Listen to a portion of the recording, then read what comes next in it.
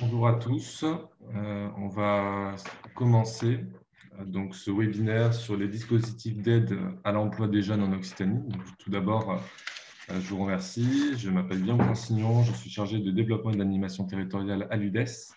Je vais vous présenter dans quelques instants les différents intervenants donc, de ce webinaire. Tout d'abord, je tiens à vous signaler que ce webinaire est enregistré. Il fera l'objet d'un article publié sur les différents sites internet de nos partenaires et de l'UDES pour que vous puissiez retrouver les différents éléments, ainsi que le PPT et un article détaillant ce qui a été raconté. Également, une petite information concernant les manières de vous exprimer sur ce webinaire. Vous avez donc un chat en bas qui vous permettra de vous exprimer, partager des expériences, réagir. Et pour toute question toute question que vous pourriez vous poser pendant ce webinaire et que vous souhaiteriez poser à la fin aux intervenants, je vous encourage à écrire dans Q et R en bas. Donc, c'est des questions sur lesquelles on reviendra à la fin de ce webinaire pour que vous ayez des éléments de réponse. Voilà un petit peu pour les éléments de présentation. Je vais vous présenter maintenant le programme et les intervenants. Donc, tout d'abord, Pascal Weiss, donc délégué régional de l'UDES, qui présentera les différents dispositifs d'aide mis en place par l'État, ainsi qu'un guide de l'UDES. Laurent Muscat également, qui est donc consultant emploi et formation à Uniformation Occitanie, qui lui vous présentera le financement du contrat d'alternance. Et enfin, Corinne Sora, de l'APEC, consultante à l'APEC, qui vous présentera, qui vous donnera quelques conseils pour réussir votre recrutement dans cette période. Voilà, donc on terminera sur 15 minutes d'échange, questions-réponses à la fin de ce webinaire. Je vais tout de suite passer la parole à Pascal Weiss. Parfait. Bonjour à tous. Alors moi, je suis Pascal Weiss, je représente le syndicat employeur Nexem. Voilà, excusez-moi. Voilà, donc l'UDES, qu'est-ce que c'est? C'est l'Union des employeurs de l'économie sociale et solidaire qui comporte 23 groupements de syndicats d'employeurs et 16 branches et secteurs professionnels. Il y a plus de 30 000 d'entre eux, on représente plus de 30 000 entreprises, employant environ 1 million de salariés. L'UDES est une organisation multiprofessionnelle de l'économie sociale et solidaire. Elle représente à peu près 80% des employeurs fédérés de l'économie sociale et solidaire et les représente au niveau, bien sûr, ministériel. En Occitanie, l'économie sociale et solidaire emploie 214 000 salariés, ce qui représente à peu près 12% de l'emploi sur le territoire. Et elle compte 23 000 établissements employeurs, soit 10% total des établissements de leur région, ce qui n'est pas négligeable. En tant que seul partenaire social de l'ESS, l'UDES porte la parole collective des employeurs de l'ESS auprès des pouvoirs publics en région, mais aussi des partenaires sociaux et des acteurs territoriaux sur les questions liées aux politiques d'orientation, d'emploi et de formation professionnelle.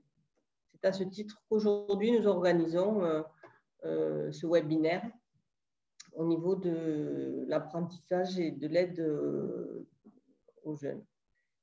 Au regard de sa participation du développement de l'emploi et de l'activité économique, l'UDES contribue aux politiques régionales et aux démarches territoriales de concertation et en assure la défense et la promotion des intérêts des employeurs de l'ESS. On peut aussi défendre les spécificités des employeurs de l'ESS et notamment dans la cellule de crise régionale qui a eu lieu pendant la cellule Covid en lien avec le préfet et la région. On est très soucieux de l'emploi dans l'ESS et on a développé depuis plusieurs années un partenariat avec l'APEC et on travaille régulièrement avec les opérateurs de compétences, les OPCO et notamment Uniformation. On s'est aperçu quand même qu'au sein de l'ESS, puisque notre présentation concerne les dispositifs d'aide mis en place par l'État, que dans l'ESS, il y a très peu d'apprentis. On a 96% des apprentis dépendent surtout du privé hors ESS. Ce n'est pas une culture dans l'ESS Et on n'est pas bien, d'abord, bon, peut-être qu'il y a des emplois qui ne sont pas concernés, mais au-delà de ça, on n'a pas la culture de l'apprentissage. Et notamment, moi, je parle pour ma branche, donc, qui est le social, le médico-social, que je représente, et une partie du sanitaire. On a très peu de salariés en apprentissage pour des raisons, par culture, hein, en fait. On ne s'est jamais penché sur l'apprentissage, chose qu'on commence à regarder différemment, puisqu'effectivement, un apprenti formé, il y a quand même la transmission qui peut se faire avec un salarié en poste. Et aujourd'hui, avec les aides de l'État, c'est quand même un atout et un avantage pour nos associations ou pour nos entreprises. Il faut savoir que les apprentis sont présents au titre de l'ESS, souvent dans les coopératives, et plus particulièrement dans les secteurs industriels hors ESS, dans le BTP. C'est vrai qu'on connaît beaucoup de jeunes plombiers, maçons qui sont en apprentissage, des apprentis moniteurs éducateurs ou éducateurs spécialisés, il y en a beaucoup moins. On relève l'importance pour ces secteurs d'activité, l'ensemble de l'écosystème de l'ESS, de s'adapter à ce nouveau contexte et au renouveau des pratiques de formation qui l'accompagnent. Pour moi-même, dans mon association, avoir pris des contrats d'alternance aussi, hein, sur des postes, par exemple, de secrétaire ou même de moniteur éducateur, nous voyons bien la richesse de l'apprentissage à l'intérieur de nos structures. Voilà, les décrets qui ont paru en 2020 sont destinés à soutenir massivement l'emploi des jeunes pour faire face aux conséquences de la crise sanitaire. Alors, quelques infos sur les aides. Cela permet de réduire le coût de recrutement. Elle permet de couvrir 100% du salaire de l'apprenti de moins de 21 ans et 80% du salaire d'un apprenti de 21 à 25 ans révolus. Alors, peut-être je décline les aides, Guillaume. Tu peux faire passer le slide suivant. Voilà. Alors, pour les jeunes de moins de 26 ans, si le salarié est embauché en CDI ou CDD pendant au moins 3 mois, entre le 1er août et le 31 janvier 2021, il doit être maintenu dans les effectifs au moins 3 mois, l'employeur a droit à des aides. Alors, les aides, il faut que, évidemment, l'employeur soit à jour de ses obligations déclaratives de paiement, ne bénéficie pas d'une autre aide de l'État à l'insertion, à l'accès ou au retour à l'emploi, versée au titre du salarié. Il faut qu'il n'ait pas procédé à des licenciements économiques et le salarié ne doit pas avoir appartenu aux effectifs de l'employeur avant le 1er août 2020. Le montant de versement, peut-être. Donc, les montants de versement, c'est 4 000 € au maximum pour un même salarié qui est proratisé effectivement en fonction de la quotité du temps de travail. C'est versé à terme mensu à un rythme trimestriel à raison de 1 000 € au maximum par trimestre dans la limite d'un an. Donc, les 4 000 €, c'est sur l'année. L'aide n'est pas due, bien sûr, pour les périodes d'absence du salarié qui n'ont pas le maintien de la rémunération par l'employeur. Si un salarié a été précédemment lié à l'employeur par un CDD ayant ouvert droit est conclu avant le 31 2020, un CDI, alors là, je suis perdue là un peu. Voilà, l'employeur peut continuer à bénéficier de l'aide. Et ce, même si le salarié a dépassé l'âge limite. C'est-à-dire que si un salarié arrive à l'âge de 26 ans en cours du contrat, vous pouvez quand même, puisque là, le contrat a démarré avant ses 26 ans, bénéficier de l'aide. Donc, ces demandes doivent être adressées par l'employeur auprès de l'ASP dans un délai maximum. Il y a d'ailleurs un guide qui est sorti du ministère du Travail que je vous recommande d'aller consulter, qui est très riche. On pourra peut-être l'indiquer, Guillaume, sur les questions-réponses. Oui, effectivement, on peut le communiquer. Voilà. Les mesures pour l'alternance. Alors, les mesures pour l'alternance, il y a 2 sortes de mesures. Il y a une aide de 5 000 € qui peut être versée pour un apprenti qui est mineur et 8 000 € pour un apprenti qui serait majeur. Elle permet de couvrir 100% du salaire de l'apprenti de moins de 21 ans et 80% du salaire de 25 ans révolus. Donc, le delta est minime sur un salarié de plus de 21 ans. L'aide forfaitaire est versée à l'employeur des entreprises de moins de 250 salariés. Alors, pour les plus de 250 salariés, elle peut être aussi versée, mais il y a des conditions. C'est-à-dire qu'il faut qu'ils aient entre…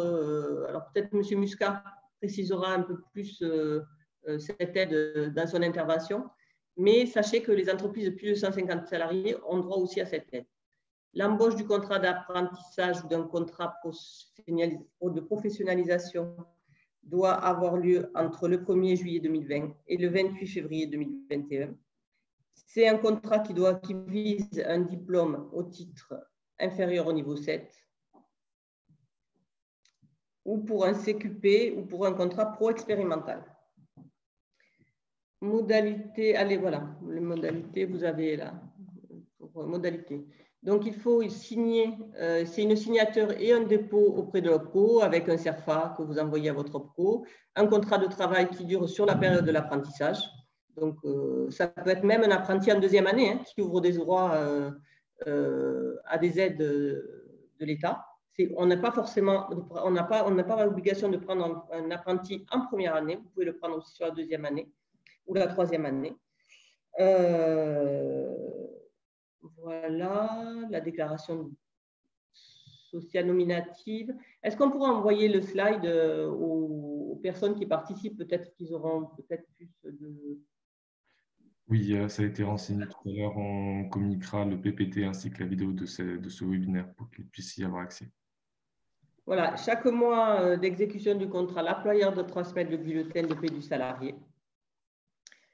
Et effectivement, il y a la suppression de l'aide en cas de non-versement de la rémunération du salarié, chômage partiel ou absence d'aide pour le secteur public non industriel et commercial.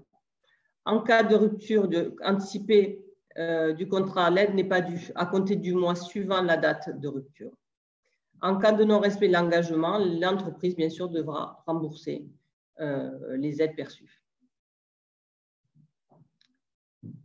La première année d'exécution du contrat, l'aide se substitue à l'aide unique aux employeurs d'apprentis ou de contrats pro pour les entreprises éligibles à cette dernière. Donc, c'est les entreprises de moins de 250 salariés.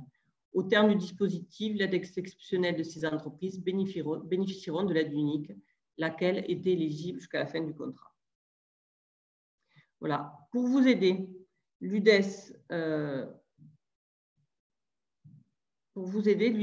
a développé un kit pratique que vous pouvez télécharger sur le site web de l'UDES. Ce kit pratique, qui est à destination des employeurs de l'ESS, bien sûr, comprend une checklist d'intégration. Il faut savoir que quand même les guides pratiques, moi si j'ai un conseil à vous donner, les guides pratiques de l'UDES sont très bien faits, que ce soit sur la QVT, que ce soit sur l'égalité homme-femme. Voilà, donc n'hésitez pas à télécharger ce guide. Donc, checklist d'intégration, les fonctions du tuteur, puisqu'effectivement, il faut un tuteur en entreprise pour toutes les personnes qui sont en apprentissage, qui soit au moins, le tuteur doit avoir l'équivalent du diplôme qui est visé. Par exemple, un BTS, il faut trouver une secrétaire qui a un BTS, ou au moins 3 ou 4 ans d'ancienneté dans l'entreprise.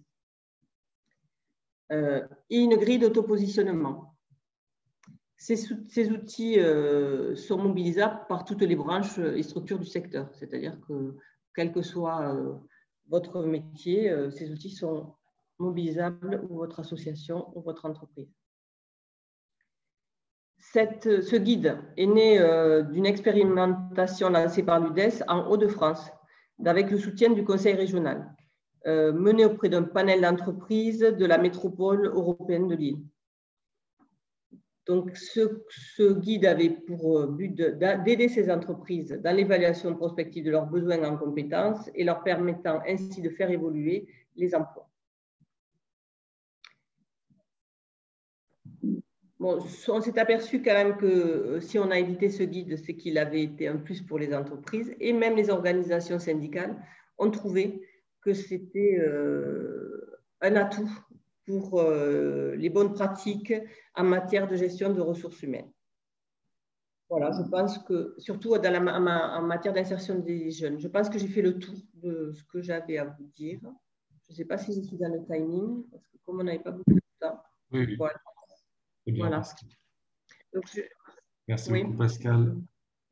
Je vais peut-être passer maintenant la parole à Laurent Mousca pour présenter un petit peu le financement d'un contrat d'alternance. Une question, comment est-ce qu'une formation OPCO peut financer et soutenir dans leur démarche les employeurs de l'économie sociale et solidaire? Oui, bonjour à tous. Donc moi, je suis conseiller emploi-formation pour Uniformation, qui est l'OPCO de la cohésion sociale. Alors d'abord, OPCO, ça veut dire opérateur de compétences. Il y en a 11 par grand secteur d'activité. Donc nous intervenons dans le champ de la cohésion sociale. Différentes branches ou différentes conventions collectives, en fait, nous désignent.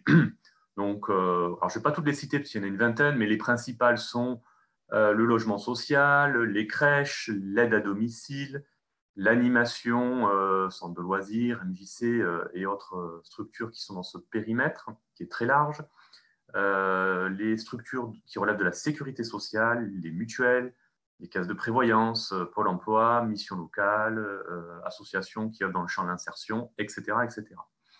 Dans le champ de l'économie sociale, il y a également le secteur de la santé qui relève de l'OPCO Santé, anciennement Unifaf, et puis également les structures qui sont dans le sport qui relèvent, elles, de l'OPCO qui s'appelle l'AFDAS, qui est dans le secteur culturel événementiel. Alors, ce qu'il faut savoir, c'est que sur les dispositifs qui concernent les contrats d'alternance, donc il y en a deux, et donc on a le contrat d'apprentissage et le contrat de professionnalisation. Donc on s'est amusé à faire un petit comparatif entre ces deux types de contrats. Il faut savoir que les employeurs du champ de l'économie sociale, on va dire, connaissent assez bien le contrat de professionnalisation, mais comme le disait Madame Weiss, le contrat d'apprentissage reste assez méconnu. Pourquoi? Parce que auparavant, donc avant la réforme de la formation professionnelle de 2018, le financement d'un contrat d'apprentissage n'était pas forcément assuré, notamment pour nos employeurs qui étaient exonérés de taxes d'apprentissage. Donc, pour recruter avant 2018 et même 2019 un apprenti, comme le financement n'était pas assuré, c'était techniquement assez compliqué. Ce n'est plus le cas, puisque la réforme de la formation professionnelle est rentrée pleinement en vigueur à compter de 2020. Et dorénavant, le financement d'un apprenti, d'un contrat d'apprentissage, est assuré. Ce qui change la donne, puisque les associations qui relèvent des OPCO de la cohésion sociale vont pouvoir bénéficier d'un financement, alors qu'auparavant, ce n'était pas nécessairement le cas. Et puis, elles étaient habituées aussi, ces structures-là, à recruter sur des emplois aidés, les fameux CUI, CAE, les emplois PEC, parcours emploi compétences, il y a eu les mesures emploi d'avenir. Voilà. Mais ces emplois aidés ont été nettement diminués dans leur financement. Et donc là, ce qui est en train de s'opérer, c'est un basculement de ces emplois aidés vers plutôt les contrats d'alternance et plutôt le contrat d'apprentissage, on va le voir, pour les jeunes en tout cas, les jeunes de moins de 26 ans et de moins de 30 ans. Voilà. Alors, d'un côté, à gauche, on a le contrat d'apprentissage qui va permettre de préparer un diplôme ou un titre professionnel, alors que le contrat de professionnalisation va permettre en plus de préparer un CQP, donc certificat de qualification professionnelle d'une branche. Donc, il y a un peu plus de possibilités côté contrat de professionnalisation. Pour l'apprentissage, le contrat peut être signé pour des jeunes de 16 à 29 ans, avec sans limite d'âge pour les travailleurs handicapés ou les personnes qui envisagent de créer leur propre entreprise. Donc, le champ de l'apprentissage a été ouvert, ce n'était pas nécessairement le cas auparavant. Et sur le contrat de professionnalisation, pas de changement, c'est-à-dire qu'il n'y a pas de limite d'âge. Peu importe l'âge, on peut rentrer en contrat de professionnalisation à tout âge. Concernant le contrat d'apprentissage, on est nécessairement sur un contrat de temps plein, en CDD ou éventuellement en CDI. Une petite information importante, si la personne est éligible au contrat d'apprentissage, on a la possibilité de suspendre un CDI qui est en cours pour signer un contrat d'apprentissage CDI, avec évidemment les mêmes conditions de rémunération. Donc pour les jeunes de moins de 30 ans qui sont déjà dans les effectifs, une entreprise peut tout à fait mettre en place une période d'apprentissage et bénéficier de toutes les aides en vigueur. Sur le contrat de professionnalisation, c'est un CDD ou un CDI avec des possibilités d'aménagement en temps partiel. Sur les durées du contrat, alors contrat d'apprentissage, durée de 6 mois minimum à 3 ans maximum, alors que sur le contrat de professionnalisation, on est entre 6 et 12 mois, mais il peut y avoir une durée supérieure à 12 mois, donc là, ça va dépendre de la convention collective, la CCN, et puis une durée de formation qui peut être comprise entre 15 et 25% du temps de travail, voire un peu plus, selon la convention collective. Sur le contrat d'apprentissage, en revanche, la durée de la formation est d'au minimum 25% du temps en formation, un quart du temps passé en formation. Pourquoi? Parce que sur le contrat d'apprentissage, on est plutôt sur des jeunes, des apprenants qui ont besoin de passer un certain temps, un minimum de temps en formation. Ensuite, sur le mode de financement, dans le cadre de l'apprentissage, ça a été grandement simplifié puisque le coût de la formation est directement pris en charge par l'OPCO. Donc, c'est un paiement de l'OPCO au CFA. Pas de trésorerie pour l'employeur à sortir puisque la prise en charge est directe. Il faut vérifier tout de même que le CFA ne pratique pas des dépassements, ce qui peut arriver. Parfois, il peut y avoir une petite somme à la charge. Ça peut être négocié, mais pour négocier ces dépassements-là, il faut prendre contact avec le conseiller de son OPCO. Sur le contrat de professionnalisation, la modalité de financement est un petit peu différente, du travail de la sorte, c'est-à-dire que l'OPCO accorde une prise en charge forfaitaire, donc à Uniformation par exemple, on est entre 12 et 18 euros de l'heure. À l'heure actuelle, c'est 18 euros de l'heure du fait de la crise sanitaire, et donc pour toute embauche jusqu'à la fin 2020, on va accorder ce forfait de 18 euros de l'heure qui va permettre de financer en principe la totalité du coût pédagogique, et puis s'il y a un solde, à ce moment-là, c'est au bénéfice évidemment de l'association.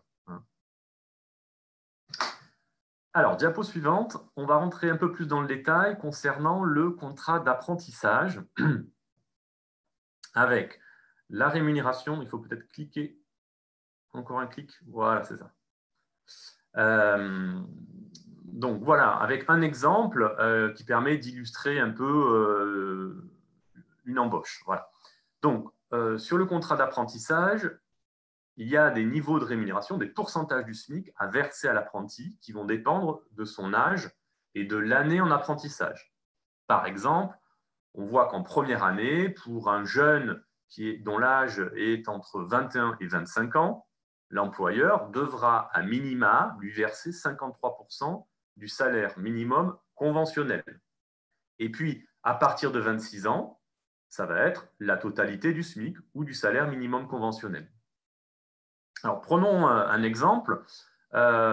Oui, alors, pardon, avant de partir dans l'exemple, à préciser, et c'est important, qu'il y a des exonérations de charges salariales sur les apprentis dans la limite de 79% du SMIC. Donc, pas de charge dans la limite de 79% du SMIC. Donc, ça, c'est important. Et puis, les apprentis en licence professionnelle doivent être rémunérés sur la base d'une seconde année. Donc, on va passer sur le second niveau, deuxième année. Par exemple, donc entre 21 et 25 ans, ça ne va plus être 53% du SMIC, mais 61% du SMIC. Alors, l'exemple est le suivant. Je suis un employeur et je recrute un jeune de 23 ans en licence professionnelle chargé de communication digitale sur un contrat d'1 an. Le salaire, donc 23 ans, ça va correspondre à un salaire de seconde année, donc 21-25 ans, 61% du SMIC. Le salaire va correspondre à environ, alors après ça dépend de la convention collective, de la mutuelle, du coût de la mutuelle, etc. Mais le salaire va être d'environ 939, 940 euros mensuels pour 3 jours passés en entreprise et 2 jours en CFA. De ce salaire, vous allez bénéficier de l'aide de l'État dont on a parlé tout à l'heure, donc des 8 000 euros d'aide de l'État pour toute embauche avant le 28 février 2021. 8 000 € divisé par 12 mois, on est bien à 666 € d'aide mensuelle qui vont être versés tous les mois par l'Agence de services et paiements, l'ASP. À cela s'ajoute l'aide à la fonction de maître d'apprentissage qui va être versée par Uniformation ou par l'OPCO dont vous relevez. Et cette aide peut aller jusqu'à 230 € par mois pendant 12 mois. Donc, des 930 € de coût de rémunération, moins les 666 €, moins les 230 € d'aide à la fonction de maître d'apprentissage, vous avez un coût résiduel pour l'embauche de l'apprenti d'environ 40-43 €. Ce qui veut dire qu'à l'heure actuelle, il y a des conditions, une fenêtre, on va dire, qui permet de recruter à moindre coût. Alors, il faut quand même consacrer du temps à l'apprenti, puisqu'il arrive, il n'est pas complètement opérationnel, hein, donc il faut pouvoir l'accueillir, le former, désigner un maître d'apprentissage, ce qui au passage va permettre de valoriser la fonction du maître d'apprentissage. Maître d'apprentissage que l'on peut former. Donc, pour ce faire, il existe une offre de formation, soit en distanciel, soit en présentiel, donc qui est directement financée par Uniformation ou par l'OPCO, de manière à outiller un minimum le maître d'apprentissage s'il n'a jamais assuré cette fonction-là. Donc, on voit bien que là, dans les conditions actuelles, recruter un apprenti est extrêmement intéressant. Puis accessoirement, ça aide aussi les jeunes à avoir leur première expérience professionnelle. Je vous ai parlé de la date butoir du 28 février, mais après le 28 février, il y aura tout de même des aides d'une part de l'OPCO, mais des aides de l'État jusqu'au niveau bac.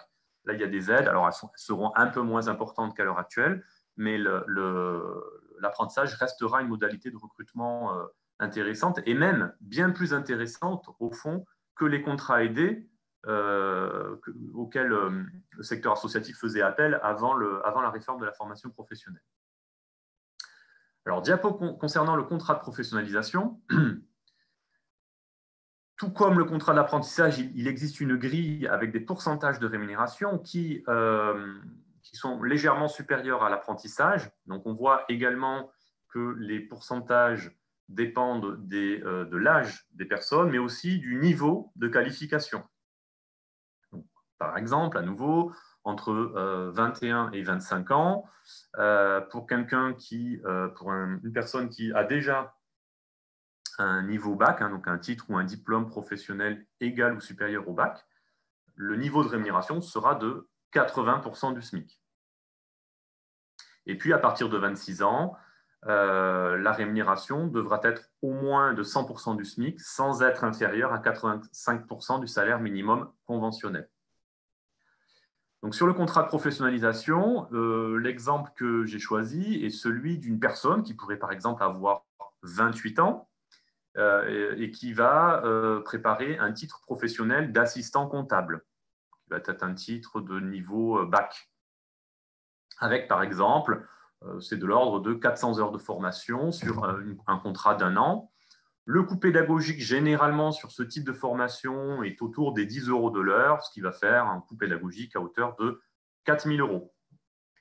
Le salaire de la personne, alors il va être légèrement supérieur à l'apprentissage, mais n'oublions pas que là, nous avons affaire à une personne qui a 28 ans, donc qui a peut-être un peu plus de maturité professionnelle, qui a peut-être déjà un peu travaillé, qui va être plus rapidement opérationnel, qui va apporter à l'entreprise finalement, peut-être, en tout cas, comme dans la mesure où elle va être plus opérationnelle, elle va apporter un peu plus de choses qu'un jeune qui aurait 20 ou 21 ans et qui va mettre plus de temps à prendre ses fonctions.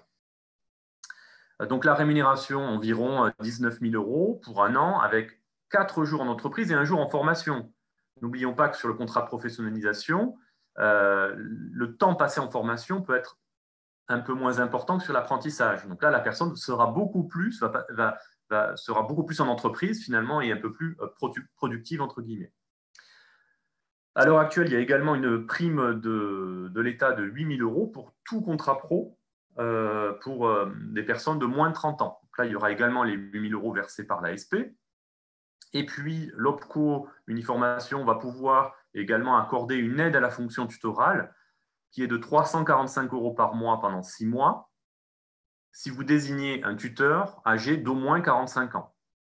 Et si le tuteur n'a pas 45 ans, à ce moment-là, cette aide est de 230 € par mois. Ce sont des dispositions qui sont prévues légalement. Donc, en principe, tous les